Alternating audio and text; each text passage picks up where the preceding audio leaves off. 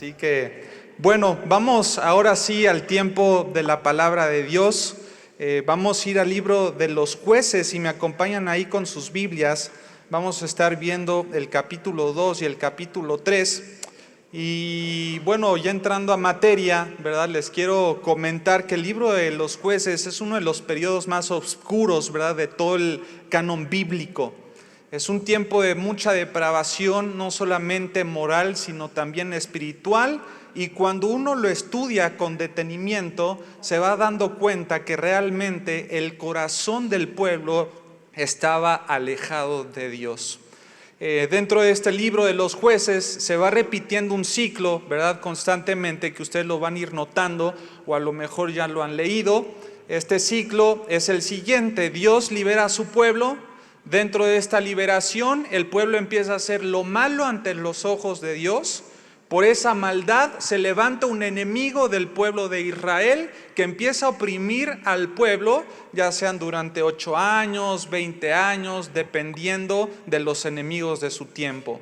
Entonces el pueblo de Israel, cuando estaba en opresión, empezaban a clamar a Dios por su misericordia y su intervención, y Dios en su gracia levantaba jueces, ¿verdad? Por eso se llama así este libro: diferentes jueces llenos del Espíritu Santo y totalmente capacitados para traer una libertad no solamente política, para traer una libertad no solamente moral, sino también para traer una libertad espiritual en sus vidas. Pero después de que venía la liberación, venía la intervención de Dios, los hijos de Dios o el pueblo de Dios volvía a hacer lo malo. Era un círculo vicioso que se repite constantemente a través de todo el libro.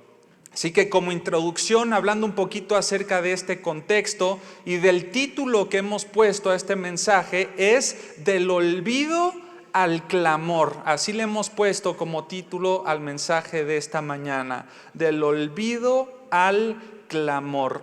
Y el contexto, o la introducción más bien, es el contexto que le estoy platicando en estos minutos.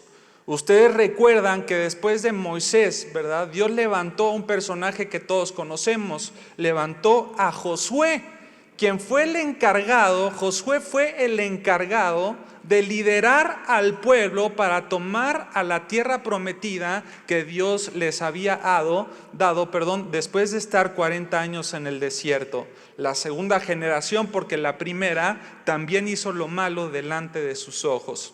Bueno, después de Moisés vino entonces Josué, y Josué lideró al pueblo para tomar la tierra prometida. Y así es cuando nosotros nos podemos encontrar ahora en el libro de Jueces, capítulo 2, síganme con mucho cuidado, en el versículo 2, y después hacemos también una oración. Jueces capítulo 2, versículo 2, dice lo siguiente. Vamos a leer desde el 1, acompáñame desde el 1. El ángel de Jehová, Jueces 2:1, subió de Gilgal a Boquim y dijo: yo os saqué ¿de dónde? De Egipto, y os introduje en la tierra de la cual había jurado a vuestros padres, diciendo: no invalidaré jamás mi pacto con vosotros. Pero fíjense en el segundo versículo cómo también había una responsabilidad, una mayordomía, una actitud que el pueblo debía de tomar. Dice el versículo 2: con tal que vosotros, ¿qué dice? No hagáis pacto con los moradores de esta tierra, cuyos altares habéis ¿de qué? De derribar, ¿verdad? Era una tarea específica y hasta cierto punto un tanto sencilla. No se está hablando de un desafío militar, no se está hablando de un choque de fuerzas políticas, está hablando de fuerzas espirituales. Introducirse a la tierra que Dios les estaba dando con la tarea de terminar con la idolatría que estaba ya asentada en esos lugares. Dice: mas vosotros no habéis ¿qué? Atendido a mi voz. Y he aquí el meollo, amada iglesia, de la oscuridad y la corrupción, la degradación moral de todo el libro de los Jueces. El pueblo no atendió a la voz de Dios. Y después pregunta, ¿por qué habéis hecho esto? Entonces, Dios les había marcado claramente por medio de los líderes, no solamente Moisés, sino Josué, que no hicieran pacto con los moradores de la tierra, que no hicieran una amistad con ellos, pero aún así Israel entonces desobedeció. Vas a empezar a ver que en los siguientes versículos y capítulos el autor empieza a narrar que, por ejemplo, los de Benjamín no arrojaron a los moradores de la tierra, sino que hicieron amistad con ellos. Los de Manasés no arrojaron a los que estaban ahí asentados tampoco. Efraín no lo hizo, Zabulón no lo hizo, Aser no lo hizo, Neftalí tampoco obedeció y prefirieron crear una alianza. Prefirieron guiarse por el vivir y dejar vivir y todos felices y contentos. Accedieron aún a involucrarse genéticamente con estos pueblos por medio de los matrimonios mixtos y aún así participaron de la adoración conjunta de otros dioses. Y de esta manera empieza a corromperse el corazón de un pueblo que había conocido los hechos sobrenaturales de un Dios vivo y verdadero. Vamos a hacer una pequeña oración. Dios, te damos gracias, Padre, por esta hermosa mañana que tú nos has regalado.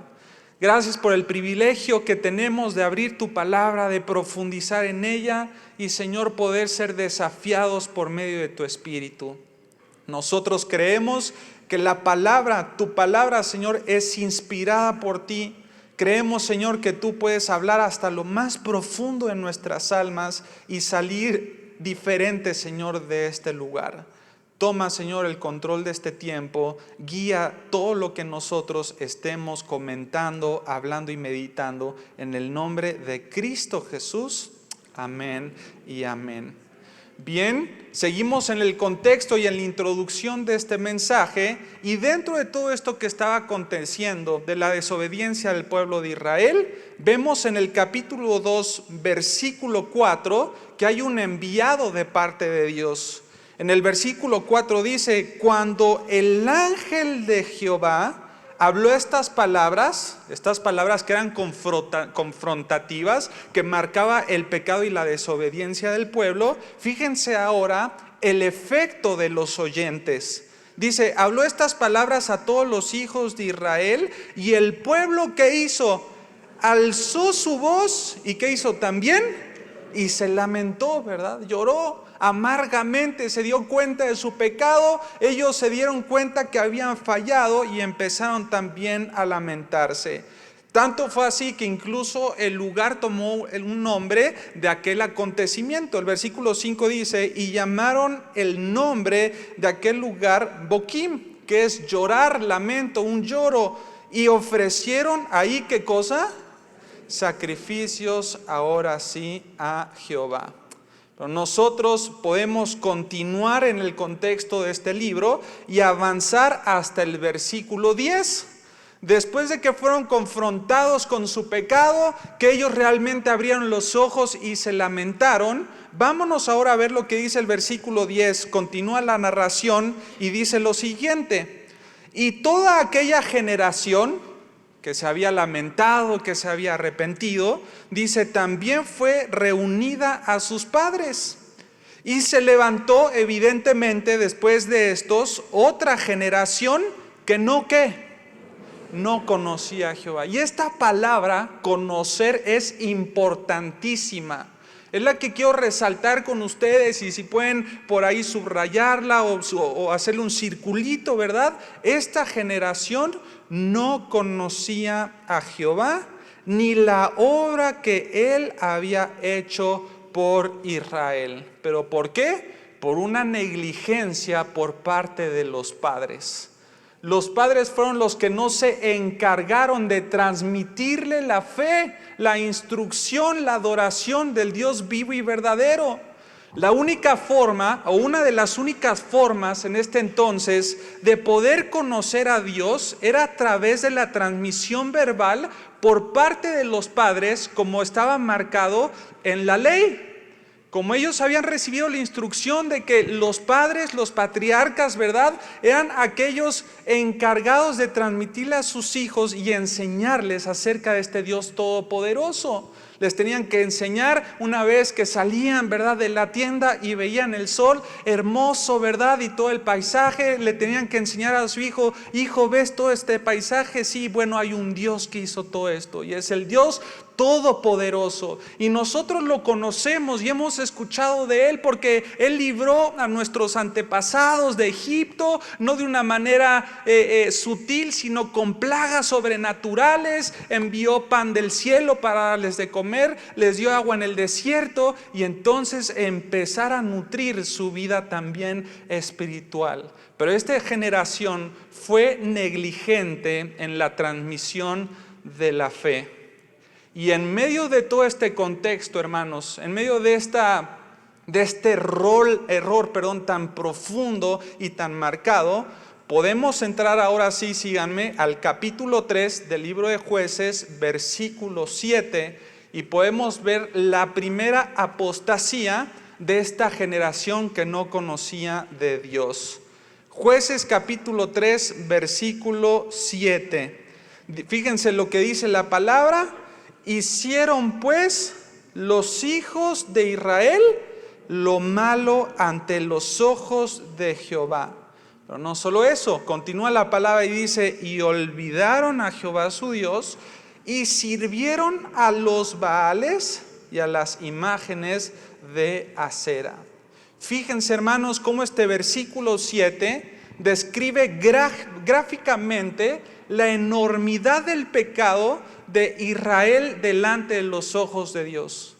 Ellos decidieron hacerlo de una manera abierta. Ellos lo hicieron de una manera deliberada.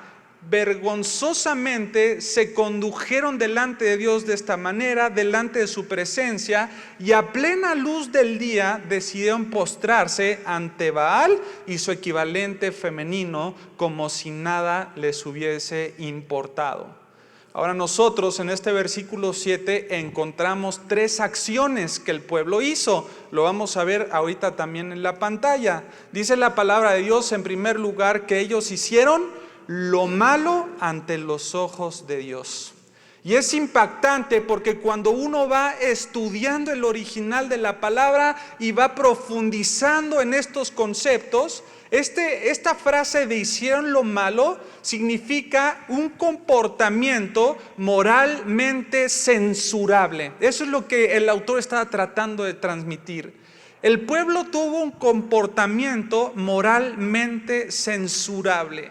Esto quiere decir que era tanta la maldad del pueblo que el autor ni siquiera se toma el tiempo de plasmar con detalle, ¿verdad?, y con detenimiento las actitudes y las acciones que el pueblo estaba haciendo en ese entonces, porque eran demasiado vergonzosas. Ellos anunciaban a gritos, hermanos, que no tenían temor de Dios. Ellos vivían literalmente en un libertinaje continuo. Hicieron lo malo, un comportamiento moralmente censurable. En segundo lugar, como dice aquí también, se olvidaron de Dios. Di conmigo, se olvidaron de Dios. Ahora este segundo concepto también es importante. ¿Qué significa olvidarse de Dios? Bueno, según la definición bíblica de esta frase, es descartar de la mente, síganme con mucho cuidado, descartar de la mente la presencia continua de Dios en sus vidas. Lo hicieron de una manera voluntaria. Descartaron de sus mentes la presencia continua de Dios en sus vidas. Ellos decidieron dejar de recordar. Ellos decidieron dejar de pensar en los atributos de Dios, que Él es un Dios santo, que Él es un Dios soberano, que Él es un Dios omnipotente, que Él es un Dios omnipresente. Pero iglesia, cuidado cuando dejamos de recordar quién es Dios y lo que ha hecho en nuestras vidas. Dios sabe que el ser humano por naturaleza es olvidadizo. A ver, ¿cuántos de aquí pueden alzar la mano y decir: yo soy olvidadizo, yo soy olvidadiza? Con orgullo, hermano, sin miedo, ¿verdad? Yo soy olvidadizo, ¿verdad? Dios lo sabe. Y te digo por qué lo sabe, porque a través de todas las historias bíblicas, cuando el pueblo tenía una victoria, Dios les pedía que construyeran alguna especie, ¿verdad?, de un elemento que les recordara esa victoria. Como vimos ahora, siempre nombraban alguno de los lugares para hacer memoria de lo que Dios había hecho en ese entonces. Aún incluso hoy en esta mañana, celebrando la cena del Señor, dice, háganlo todas veces, ¿verdad?, que bebieres y que comieres, haciendo ¿qué? Memoria de quién es el Señor. Él sabe que nosotros somos olvidadizos. Yo me acuerdo que, bueno, yo soy súper olvidadizo, ¿verdad? Y me acuerdo que un día llegué desesperado con mi papá.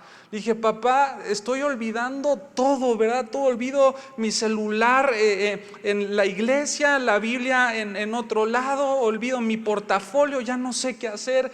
Me dijo, cómprate una libreta, ¿verdad? Te va a servir mucho, y ahí en la libreta anota todos los compromisos que tengas, los pendientes. Y bueno, dije, voy a luchar en contra del olvido, ¿verdad? Y me fui a Office Max, me compré mi libretita y ahí estaba apuntando todas mis cosas, ¿no? Mis pendientes. Pues, ¿qué creen? Que a la semana ya no sabía dónde había dejado la libreta, ¿verdad? Y pues todos mis pendientes con ella, ¿verdad? Y el ser humano, hermanos, si nosotros hablamos con honestidad, tenemos la tendencia a ser olvidadizos. Tú puedes olvidar tu celular, puedes olvidar algunas cosas, pero si te olvidas de quién es Dios y lo que Dios ha hecho en tu vida, esto puede ser muy peligroso. Puede ser muy peligroso. Todo lo que nosotros hacemos y cada vez que nosotros nos levantamos en la mañana, nosotros tenemos que ser los primeros en predicarnos el evangelio a nosotros mismos. Recordar que Cristo vino a morir en una cruz, que Él fue crucificado, Él fue sepultado, pero al tercer día resucitó. ¿Por qué? Porque el evangelio es literalmente el motor de nuestras vidas. Y cuando te empiezas a olvidar de Dios, empiezas a acercarte más al pueblo o al contexto que nosotros estamos viendo en este momento, una degradación espiritual y moral. Y en tercer lugar, también decía ahí el versículo 7, no solamente hicieron lo malo, no solamente olvidaron a Dios, sino en tercer lugar, dice que sirvieron ¿a quiénes? A los ídolos. Qué tremendo, amada iglesia. No sé si me están siguiendo, pero estos tres conceptos son fatales. El tercero, ¿qué significa? Literalmente que labraron con sus propias manos, con su sudor, con su esfuerzo, tallaron, esculpieron, cincelaron y grabaron las imágenes de los ídolos de los pueblos que estaban conquistando en los troncos de los árboles de su área geográfica. Esto significa servir a los ídolos. No es que iban a sus templos, ¿verdad? Y les pagaban una ofrenda y por ahí los veneraban. No, ellos empeñaron su esfuerzo, su dedicación, su físico en labrar y esculpir intencionalmente las imágenes de los ídolos en los árboles de la región para hacer una especie como de santuarios dentro de la naturaleza. Literalmente el pueblo puso en su corazón eso. Trabajaron y se empeñaron para tallar imágenes de los ídolos, y al árbol que uno volteara a ver tenía entonces la imagen de los Baales o de Acera. ¿Se dan cuenta de lo lamentable, del estado espiritual tan corrompido que estamos enfrentando en estos momentos? Es una vida totalmente alejada a los principios de Dios. Y es por sus actitudes, hermanos, que Dios decide retirar su protección, y un solo hombre, como nosotros lo vamos a ver aquí, fue capaz de mantener a todo un pueblo como Israel en servidumbre durante 8 años. El pueblo estaba sufriendo, y su sufrimiento, amada iglesia, era un constante recordatorio del que el alejamiento de Dios nos va a llevar siempre a al caos y a la destrucción. Repito, el pueblo estaba sufriendo y su sufrimiento era un constante recordatorio de que el alejamiento de Dios nos lleva al caos y a la destrucción. Y así entonces podemos ir al capítulo 3, versículo 9, para conocer un poquito más de la historia.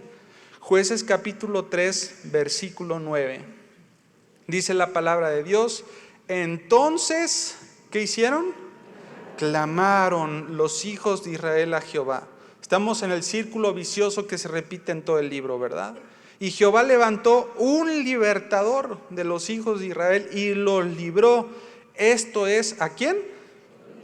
A Otoniel, hijo de Cenaz, hermano menor de Caleb. El versículo 10, y el Espíritu de Jehová vino sobre él y juzgó a Israel y salió a batalla. Y Jehová entregó en su mano a este hombre, del cual les decía Cusán Risataim, rey de Siria, y prevaleció su mano contra Cusán Risataim. Fíjate lo que dice el 11, y reposó la tierra 40 años y murió Otoniel, hijo de Cenaz. Ahora, el pueblo clama, Dios decide levantar un hombre, y la elección, hermanos, de Otoniel no es una elección por casualidad. Él anteriormente, desde el capítulo 3, versículo 10, ya había demostrado este hombre que era un ser valiente y que confiaba y que conocía también al Señor de una manera íntima y cercana. Pero quiero que ustedes se pongan a pensar, ¿qué sentirías tú o usted, verdad, como persona, si tus antecesores como líderes de este pueblo, primeramente había sido Moisés? Todos nosotros habíamos escuchado hablar acerca de Moisés. ¿Cuántos conocen a Moisés, el bíblico, verdad? No, pues todos, ¿verdad? Después de Moisés viene otro hombre que todos conocemos, que fue Josué. ¿Cuántos conocen a Josué, verdad? Y después de Josué, de dos líderes de una talla, ¿verdad? De una posición y un carácter tan grande y tan fuerte, viene un hombre que tú haces una encuesta en la iglesia y le preguntas a 100 cristianos, dijeron, ¿verdad? Oye, ¿conoces por ahí al buen Otoniel? ¿Otoniel? ¿Quién es Otoniel, verdad? Bueno, por ahí 60. Yo sé que aquí en Vida Nueva Norte, ¿verdad? Todos conocen a Otoniel, ¿verdad? Porque estudian la palabra y les encanta profundizar en ella, pero en Querétaro o en otras regiones, ¿verdad? Preguntas, oye, ¿conoces a Otoniel? No, nadie conoce a Otoniel. Ponte en los zapatos de Otoniel y ponte a pensar, después de Moisés y de Josué, ¿yo qué puedo hacer? Pero su elección, hermanos, repito, no es casualidad. Todo lo que nosotros estamos viendo nos anuncia que su éxito o el éxito de Otoniel no dependía, hermanos, de su fuerza, no dependía de su fama, no dependía de su posición o de la sabiduría humana. Aquí podemos ver en el versículo 10 claramente que todo lo que él iba a hacer por medio de ¿quién? ¿De quién? Del Espíritu Santo. Fíjate lo que dice el versículo 10 nuevamente. Jueces capítulo 3 versículo 10. Dice, y el Espíritu ¿qué? De Jehová vino sobre de él. La posición parecía muy elevada, pero al mismo tiempo nos damos cuenta que ningún hombre podía aspirar a ser absolutamente nada si no es a través del poder del Espíritu Santo. No son ni la experiencia, ni la posición, ni mi nombre, ni mi apellido, ¿verdad? Ni de dónde vengo. Es el Espíritu Santo el que nos capacita a poder cumplir los propósitos de Dios en nuestra vida. Y desde aquí empiezan las lecciones espirituales. Yo voy a levantar un hombre común y corriente, así como también lo era Débora, así como también vemos la cantidad de jueces a lo largo de este libro. Eran hombres y mujeres comunes y corrientes que decidieron poner su corazón en manos de un Dios todopoderoso y a través de esa disposición liberar a su pueblo. Así que después de esta larga introducción, amada iglesia, y por medio de este pequeño estudio, De Jueces capítulo 3, versículos 7 al 11, es una pequeña porción. Les quiero proponer que estudiemos 4 evidencias, así lo van a poner si están anotando, ¿verdad? 4 evidencias que esto nos presenta, ¿verdad? O nos exhibe 4 verdades espirituales que se pueden aplicar también en nuestros días. Vamos a ver 4 evidencias o 4 verdades espirituales que se pueden aplicar o pueden estar pasando también incluso en tu vida o en la mía. ¿Vamos bien? Vamos a ver el punto número 1, este relato de Otoniel, ¿verdad? ¿Qué nos evidencia? Bueno, en primer lugar, evidencia la inutilidad de sus esfuerzos. Ahí va a salir, ¿verdad? Evidencia la inutilidad de sus esfuerzos o de su fuerza para tratar de liberarse de la opresión. Repito, punto número 1, ¿qué evidencia este relato? Evidencia la inutilidad del esfuerzo del pueblo o de su fuerza para tratar de liberarse de la opresión. ¿Por qué vemos esta primera evidencia, hermanos? Lo que queremos hacer notar es que el tiempo que se tardaron para clamar a Dios fue ¿de cuánto? No. ¿De cuántos? De 8 años. En esta porción se tardaron 8 años para clamar al Señor. ¿Qué quiere decir esto? Que el primer año de sufrimiento no fue suficiente para llamar la atención de su pueblo y que ellos se dieran cuenta, hey, nosotros solitos no podemos, necesitamos a alguien más grande que nosotros, necesitamos una fuerza superior, necesitamos a alguien más, porque ya nos dimos cuenta que aunque nos juntemos no podemos lograr terminar con nuestro enemigo. Pero 365 días luchando y sufriendo no fueron suficientes, a tal grado que llegan hasta los 8 años, hasta el año 8 de sufrimiento y de opresión para sacar el orgullo que había dentro de su corazón. 8 años se tardaron para pedir ayuda. ¿Y sabes cuál es la verdad, amada iglesia, en esta mañana? Que a menudo también está pasando lo mismo en nuestras vidas. Como seres humanos nos cuesta reconocer nuestra impotencia, nos cuesta reconocer la necesidad que todos nosotros de depender totalmente de Dios. Y somos seres tan orgullosos. El orgullo está tan arraigado en tu vida y es uno de los mayores obstáculos de una vida plena en el Señor Jesucristo. Porque preferimos seguir luchando con nuestras propias fuerzas antes que reconocer que necesitamos de Dios. Prefieres seguir buscándole por la derecha, por la izquierda, por el medio, por atrás, por un lado y por el otro, y hasta que no tocas el famoso fondo. Hasta que no tocamos fondo, ahí sí, ya es cuando volteamos, ¿verdad?, el rostro y Señor, ayúdame. Pero ¿por qué te esperas hasta el último momento? Porque prefieres vivir por tus propios medios. Muchas veces dices, ¿sabes qué? Yo tengo toda la experiencia, ya tengo una carrera, una maestría, un doctorado, yo ya pasé por hambre, yo ya pasé por necesidad, yo ya tengo piel de cocodrilo, ¿verdad? O corazón de mantequilla. Todo se me resbala, yo ya sé cómo sacármelas solito. Ya me las sé de todas a todas. Y de esta manera piensas vivir tu vida cristiana.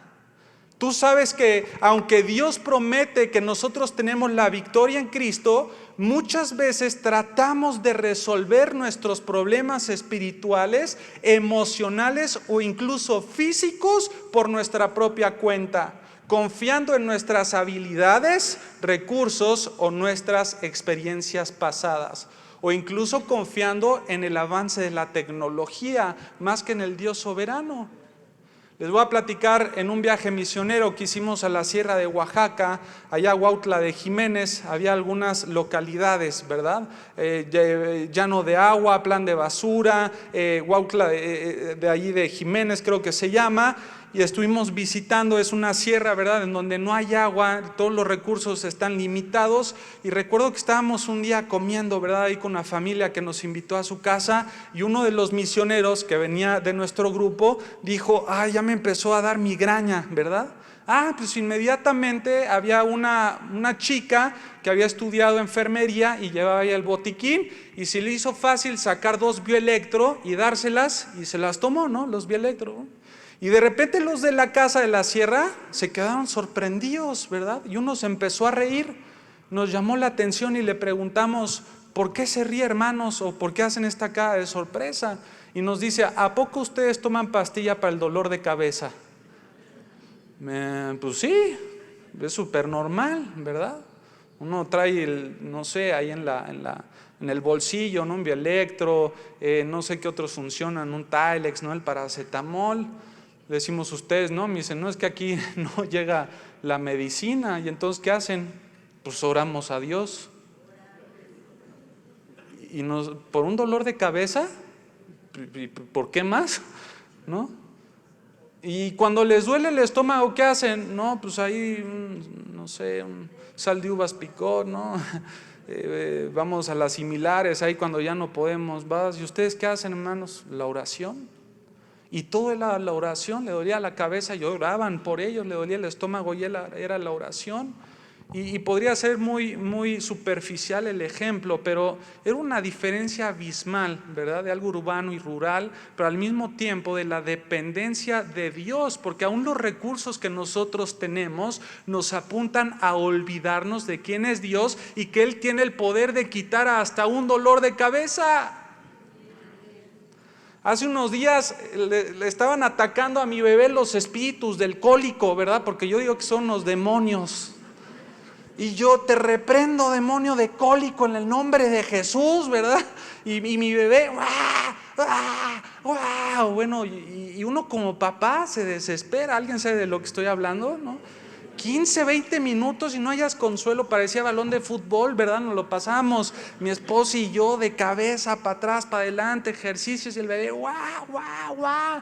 ¿Y qué es lo primero que quieres hacer? Llamarle al pediatra, ¿no? Oye, ¿no? Y justo en este cuadro, ¿verdad?, le digo a mi esposa: vamos a orar. Mi esposa: ¿cómo que vamos a orar? Ve cómo está Carlos, ¿no? Vamos con el pediatra. Y le digo: no, vamos a orar. Y empezamos a orar por él. Está en un llanto terrible, ¿no? Pero: Señor, en el nombre de Jesús, nosotros creemos que tú eres poderoso, que tú eres Jehová Rafa. Tú eres el creador de este bebé. Su embrión vieron tus ojos, Padre. Tú tienes un plan y un propósito en el nombre de Jesús. Señor, creemos que tú puedes hacerlo. Ayúdale en su sistema digestivo con el aire. Bueno, a los 10 minutos empezó a sacar el aire, ¿verdad?, los gasecitos, el eructo, y nos sorprendimos, mi esposa y yo, de lo rápido que nos contestó el Señor. Pero incluso más, era una lección hacia nuestras vidas. Ahorita le comentaba a Jorge que Dios nos estaba diciendo: antes de acudir a cualquier otra fuente, ojo, no estoy satanizando a los pediatras, ni a los doctores, ni a la medicina, pero tu esperanza no puede estar puesta en esto. Antes de acudir a cualquier otra cosa, decía el salmista: ¿de dónde viene mi socorro? Mi socorro viene de Jehová, que hizo los cielos y que hizo también la tierra. Hermanos, de esta manera tenemos que vivir todos nosotros. Tenemos que reconocer que no tenemos los elementos, no tenemos la experiencia, y cuán inútiles nos vemos al tratar de enmendar las cosas por nuestros medios y no por el poder de Dios. Cuando nosotros vemos que el pueblo de Israel intentó librarse por sus propios medios, nos damos cuenta que esto, escúchenme muy bien, cuando tú decides vivir por tus propios medios, esto solamente lleva a una opresión más profunda y prolongada. Si tú no reconoces a Dios en todos tus caminos, estás prolongando tu sufrimiento. Juan 15:5 dice, separados de Él, nada podemos hacer. La siguiente frase dice, cuando tratamos de enfrentar nuestras batallas espirituales, así dice, cuando intentamos enfrentar nuestras batallas espirituales con nuestras fuerzas o sabiduría humana, ¿qué dice la frase? Siempre fracasamos.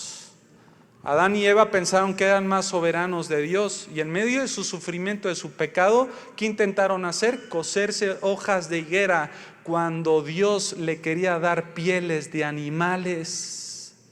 Qué diferencia abismal entre una piel de animal y una hoja de higuera. Pero como persistimos en nuestra experiencia y soberanía, terminamos prolongando nuestro sufrimiento. Vean lo que dice Zacarías capítulo 4, versículo 6.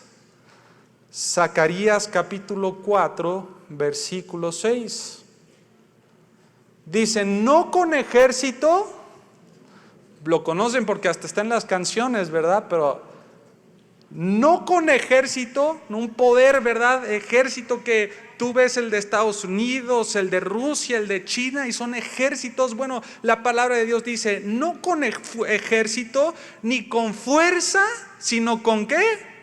Sino con mi espíritu, dice Jehová de los ejércitos. ¿Por qué? Porque el poder de su espíritu es más grande que las naciones. El poder de su espíritu es más grande que el ejército. El poder de su espíritu es más grande que los doctores. El poder de su espíritu es más grande que cualquier otra cosa creada.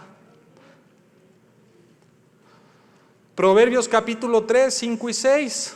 No lo busquen, ustedes lo conocen. Confía en Jehová en todo tu corazón o con todo. Y no te apoyes ¿en qué? En tu propia prudencia. ¿Por qué? Porque vas a prolongar tu sufrimiento. Reconócelo en todos tus caminos y Él enderezará tus veredas. Para cerrar este primer punto, yo les pregunto, amados hermanos, ¿cuántos años tienen que pasar para darse cuenta que solitos no pueden? ¿Cuántos años tienen que pasar para que se den cuenta que no pueden controlar absolutamente nada? No puedes controlar nada. Todo está dentro de la soberanía de Dios. La segunda evidencia, vamos avanzando rápido porque se nos está yendo el tiempo. ¿Qué nos evidencia este relato de Otoniel? Punto número 2. Nos evidencia la respuesta de Dios al sincero arrepentimiento. Repito, evidencia la respuesta de Dios al sincero arrepentimiento. A pesar, hermanos, de una dura opresión y una larga espera de 8 años, escúchenme muy bien, en el momento, después de 8 años, en el momento y en el instante en donde el pueblo decidió en su corazón finalmente clamar a Dios, Él no los ignoró. Repito, en el momento en el que ellos decidieron cambiar de dirección y arrepentirse, en ese mismo instante Dios no los ignoró. Vean lo que dice el capítulo 3, versículo 9. Jueces capítulo 3, versículo 9. Entonces clamaron los hijos de Israel a Jehová. ¿Y qué hizo? Y Jehová le levantó un libertador. No vemos un Dios que dice, ay, sí, después de 8 años ahora sí, ¿verdad? No, pues ahora no. No dice, no, ahora se aguantan porque les quiero dar una lección, ¿verdad? ¿Qué dice su palabra? La palabra de Dios dice, deje el impío su camino y el hombre inicuo sus pensamientos y vuelve hacia Jehová y entonces Él tendrá misericordia. Te arrepientes, si existe un arrepentimiento sincero en tu corazón, entonces, Dios muestra su misericordia. Proverbios 28:13 dice, el que encubre su pecado evidentemente no va a prosperar, mas el que lo confiesa y se aparta, que es un cambio de dirección, y se arrepiente, ¿qué alcanzará? Misericordia. Pero es que, hermanos, estos versículos no están solamente porque sí. Tú ves en Lamentaciones que sus misericordias son nuevas, ¿qué? Cada mañana. Y conocemos el concepto de la misericordia, pero al mismo tiempo debemos de ser conscientes de que si Dios nos está dando misericordia, dependiente a la misericordia está la oportunidad de la restauración. Si no existiera misericordia, no existiría restauración. Tú puedes restaurar tu vida espiritual porque Dios es misericordioso. Cada vez que tú te levantas y dices, Dios, tú eres misericordioso, al mismo tiempo Dios te está diciendo sí, y también te estoy dando la oportunidad de restaurar tu vida espiritual. Cada vez que tú te levantas y dices, ya no sé si Dios pueda perdonar mi pecado porque ya lo hice más de 3, 4 veces, me alejé de Dios, ya no soy digno de venir a Él, pero al mismo tiempo te estás levantando en la mañana y Dios te está diciendo, te estás levantando, sigue respirando, es porque tengo misericordia, y si hay misericordia, entonces hay oportunidad de restauración. El sincero arrepentimiento, hermanos, siempre nos da la oportunidad de poder volver a Dios, porque Él no puede negarse a sí mismo. Si se dan cuenta, el pueblo no culpó a su situación política porque lo pudo haber hecho. Pudo haber justificado su pecado. No, Señor, yo estoy aquí porque la política, porque el gobierno, porque mi esposo no me hace los chilaquiles, porque mi hijo está en contra de ti, porque el pastor. Y en vez de estar transfiriendo la culpa y justificando su pecado, dijeron, yo soy responsable de mis pecados delante de ti. Te pido perdón. Y en el momento que clamaron, Dios respondió. Repito, Isaías 55:7 dice, deje el impío su camino y el hombre inicuo sus pensamientos, y vuélvase a Jehová, el cual tendrá de él misericordia, y al Dios nuestro, el cual será amplio, dice la palabra de Dios, ¿en qué? En perdonar. Pero a veces no nos sentimos dignos de acercarnos a Él. La paciencia de la familia se agota, se acaba. Después de verte en tanto pecado y corrupción, hay veces que hasta la misma esposa ya no cree en ti, o tu esposo ya no cree en ti. Ven tanta corrupción tus padres en ti como en hijo, ¿verdad? Que ellos ya perdieron la esperanza, pero así no es el Señor. Amplio y grande en misericordia, en paciencia y en longanimidad. Y mientras sigamos vivos, si hoy está respirando, tiene que ver que implícitamente está la oportunidad de la restauración. Cuando los jóvenes en Querétaro nos dicen, ¿tú crees que Dios todavía me puede perdonar? Le digo, si sigues vivo es porque está la oportunidad. Puedes hoy cambiar de dirección. No hay pecado que sea más grande que la misericordia y el poder de Dios. En tercer lugar, la tercera evidencia, ¿verdad?, que vemos en este pasaje, ¿qué evidencia? Bueno, la fidelidad de Dios y su disposición para liberar a su pueblo de la opresión. ¿Cuál es la tercera evidencia? Podemos ver la fidelidad de Dios y su disposición para liberar a su pueblo de la opresión. Fíjense lo que dice Deuteronomio capítulo 7 versículo 9. Es hermosa la escritura y a lo largo de todo el canon bíblico vemos que Dios es fiel a sus promesas, incluso cuando el pueblo es infiel. Deuteronomio 7:9 dice, Jehová tu Dios es Dios ¿qué? Fiel, que guarda el pacto y la misericordia a los que le aman y guardan sus mandamientos. ¿Qué podemos ver, hermanos? Que su fidelidad no depende de mi perfección. Su fidelidad no está condicionada a mi perfección, sino de su naturaleza inmutable. Dios es fiel porque la esencia de lo que Él es fidelidad, no por lo que yo haga o deje de hacer. Por eso Pablo le escribía a Timoteo, a un joven que seguramente la iba a regar 1, 2 y 3 veces. Le dice en 2 Timoteo 2:13, si somos infieles, Timoteo, escúchame muy bien, Dios sigue siendo ¿qué? Fiel, pero le dice, porque Él no puede negarse a sí mismo. Dios no puede condicionar su fidelidad a nuestra perfección, porque si no todos nosotros estaríamos perdidos. Él es fiel porque Él es fiel, porque esa es su esencia y lo que ha estado en su palabra, eso se va a cumplir. Él es fiel, hermanos. Dice el Salmo 34:17, claman los justos y Jehová los oye y los libra ¿de qué? De todas sus angustias.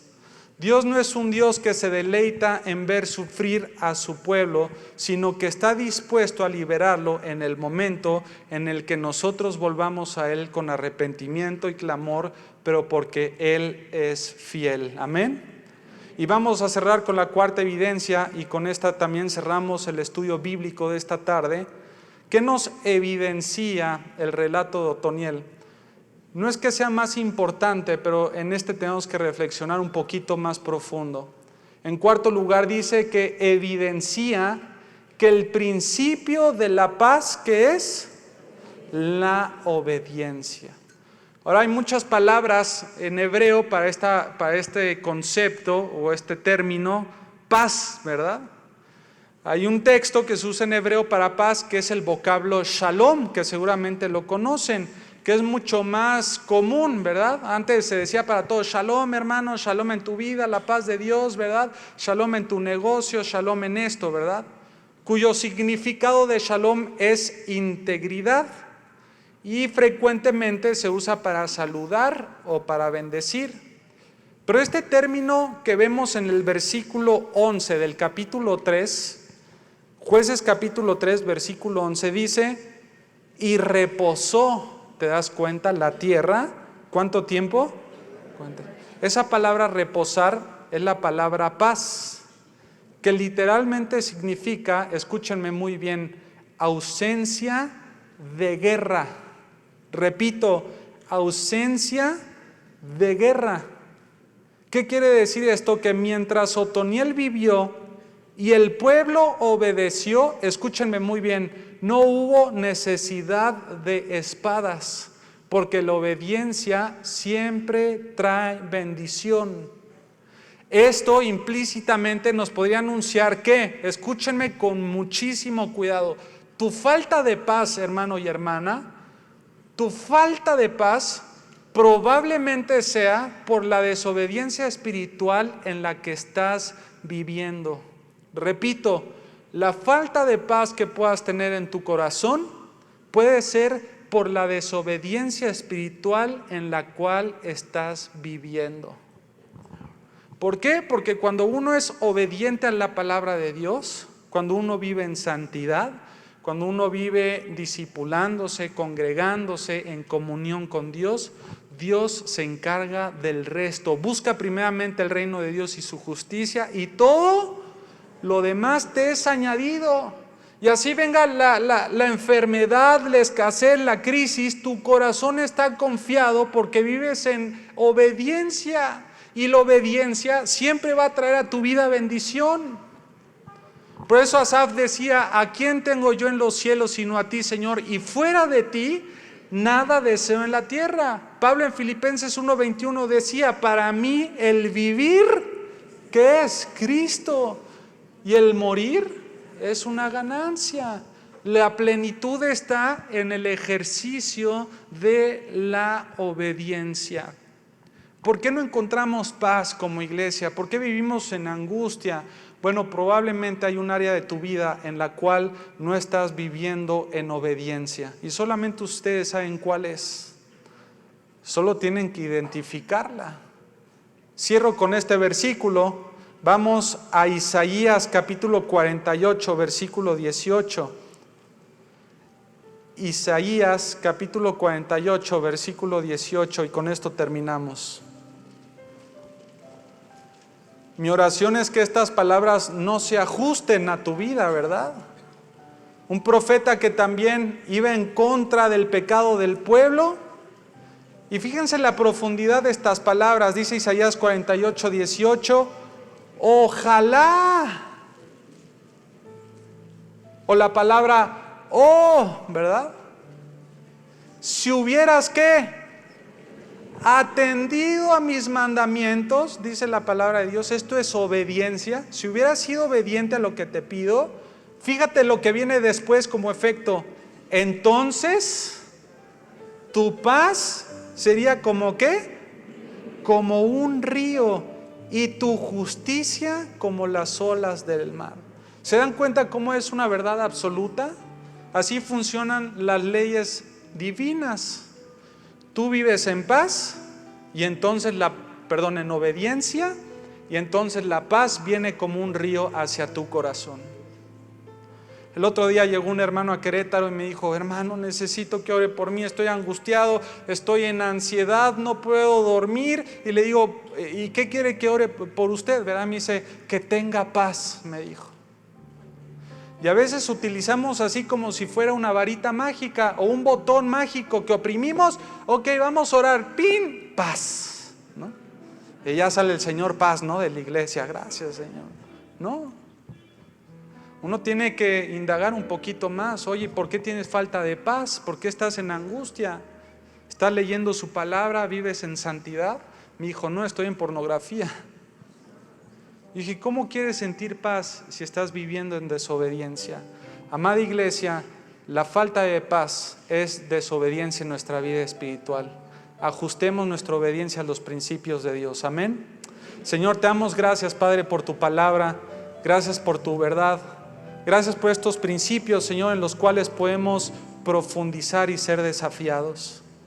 Señor, líbranos de encontrarnos como este pueblo que hacían lo malo ante tus ojos, que se olvidaron, Señor, de quién eres tú y sirvieron a los ídolos. Queremos ser personas que recuerden lo que tú has hecho por nosotros todos los días. Queremos ser una iglesia que reconozca que separados de ti nada podríamos lograr. Que podamos encontrar tu misericordia que trae restauración. Que encontremos, Señor, lo inútiles que somos al querer vivir una vida alejados de ti. Que sepamos, Señor, que la paz viene de vivir una vida de obediencia a tus mandamientos y tus principios. Te damos gracias, Señor, porque tú eres bueno. En el nombre de Cristo Jesús. Amén y amén. Que Dios bendiga su palabra, hermanos. Hola, ¿qué tal? Me da mucho gusto saludarles y quisiera simplemente comunicarles que gracias a todos ustedes a través de todas las naciones del mundo que aman la palabra de Dios y que realmente están interesados en que nosotros como organización Vida Nueva para el Mundo y Armando Alducin Ministries continuemos predicando el Evangelio de la Gracia de Jesucristo y que podamos nosotros continuar haciéndolo gracias a sus donaciones. Este año cumplimos 46 años de ministerio, 46 años donde hemos predicado, hemos enseñado, hemos tenido seminarios y de diferentes formas de estudios bíblicos alrededor del mundo y hemos pensado y considerado de una forma fiel el Evangelio de la sana doctrina de Jesucristo. Nosotros, con todas estas donaciones, tenemos que sostener pastores, misioneros, obras, equipos de televisión y aún continuamos buscando la manera de poder elevar este ministerio. Hasta este momento quiero que ustedes estén enterados que no tenemos una sola propiedad como organización y así hemos trabajado durante 46 años porque le damos la importancia a la evangelización, a las misiones y también a los hombres de Dios para levantar más pastores. Le damos las gracias y que pueda Dios con su gracia tocar sus corazones y que puedan ustedes invertir en un terreno donde es fructífero, porque creemos que ha producido bastante buen fruto para la gloria de Dios. Gracias, muchas gracias por sus aportaciones y por las donaciones que sabemos ustedes continuarán haciendo para que podamos continuar siendo fieles en la predicación del Evangelio de la gracia de Dios. Que Dios les bendiga.